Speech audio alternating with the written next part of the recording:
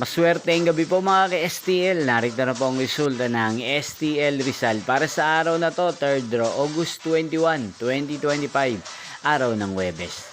Naway ang mga natayaan niyo po mga numero kanina ay manalo nawa ngayong gabing ito, 8:45 PM. Kaya kunin niyo na po ang inyong mga ticket.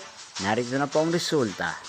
Ang mga numerong nanalo sa STL Rizal ngayong gabing ito, August 21, 2025, 8:45 PM, third draw. Result 1 at 16. In exact order again, 1 at 16.